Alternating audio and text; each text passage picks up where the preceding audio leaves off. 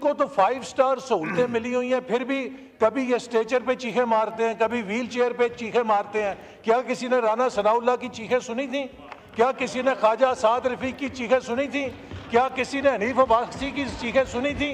क्या किसी ने शहबाज शरीफ या नवाज शरीफ, मरियम नवाज, हमजा शहबाज, शाहिद खाकान मेरी चीखें सुनी थी? हमने अल्हम्दुलिल्लाह बहादुरी के साथ सामना किया है। हम चीखे नहीं थे इसलिए कि हम हक और सच के ऊपर थे। इनकी रोज चीखें निकलती हैं, हाय मेरा वो निकल गया, हवा निकल गई, मेरा वो ऑक्सीजन खत्म हो गई। सुने सुने, सच सुनने की आदत, सच सुनने की हौसला पैदा करें। वो जेल में एक दिन मैं जब पेशी पे आता था तो जैसे ये टाई सूट पहनना आदत है, तो रिमांड के लिए लाते थे तो मैं टाई सूट में ही आता था। तो एक दिन मुझे सुपरिटेंडेंट कहने लगा कि सर हम आपका रिमांड लेने के लिए भेज रहे हैं, आप तो ऐसे टिशन बिशन करके जा रहे हैं कि जैसे किसी फंक्शन में जाना है। तो मैं कहा यार हमारे पंजाब में कहते हैं कि शरीकियां दे जाना है ना तो सज वज के जाइदा है, रोईदा नहीं है। लीडर ऑफ अपोजिशन ने कुछ नुकात उठाए हैं और उसमें इन्होंने अपने पार्टी चेयरमैन के हवाले से मुतालबा किया है कि उनके लिए हालात बेहतर किए जाएँ और वहाँ पर बेहतर सहूलियात दी जाएँ। मैं सिर्फ रिकॉर्ड की दुरुस्तगी के लिए कहना चाहता हूँ कि मैं यहाँ पर ख़ुद खड़ा हूँ कि जो इनके चेयरमैन और इनकी हुकूमत का मेहमान रह चुका हूँ। मेरे पहलू में राना सनाउल्लाह साहब बैठे हैं कि जो इनके मेहमान रह चुके हैं। मैं जनाब स्पीकर आपको दावे के साथ कहता हूँ कि जिन हालात में हमें मेहमान रखा गया उसके मुकाबले में इनके बानी चेयरमैन को 5 स्टार होटल की सहूलियात हासिल हैं जेल के अंदर। और अच्छा सुन, एक और सुन लीजिए, मुझे बात करने दें सर।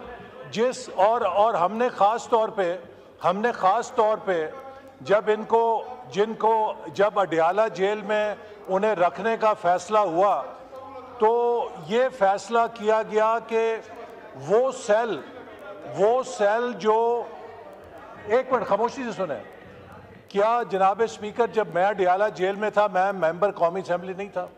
तो जिस सेल के अंदर जो मेंबर कौमी असेंबली के शायान शान था, हूँ बहू वही सेल है कि जिसमें खान साहब ने मुझे मेहमान रखा था, उसके अंदर वो खुद अब मेहमान है।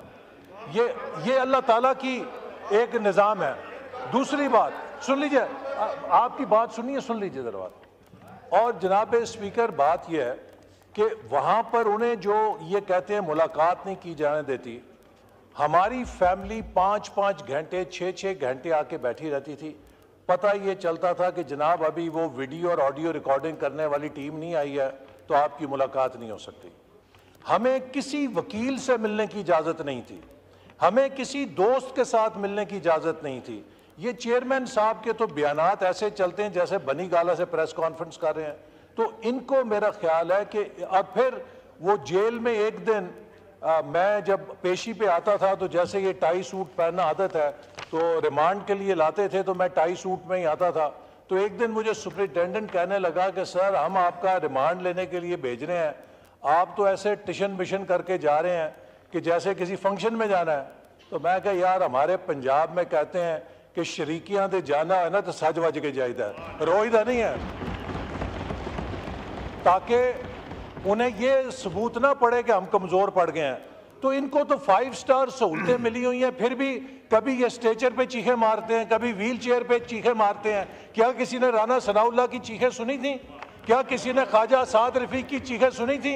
क्या किसी ने हनीफ अब्बासी की चीखें सुनी थी? क्या किसी ने शहबाज शरीफ या नवाज शरीफ, मरियम नवाज, हमजा शहबाज, शाहिद खाकान मेरी चीखें सुनी थी?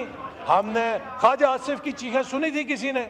हमने अल्हम्दुलिल्लाह बहादुरी के साथ सामना किया है। हम चीखे नहीं थे इसलिए कि हम हक और सच के ऊपर थे। इनकी रोज चीखें निकलती हैं, हाय मेरा वो निकल गया, हवा निकल गई, मेरा वो ऑक्सीजन खत्म हो गई। सुने सुने, सच सुनने की आदत, सच सुनने की हौसला पैदा करें, हौसला पैदा करें, हौसला पैदा करें।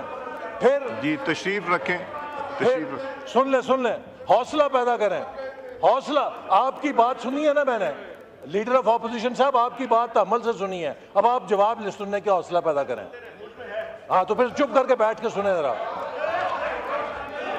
सो जनाब स्पीकर, आज ये जो कुछ इनके साथ हो रहा है ये किसी का किया हुआ नहीं है।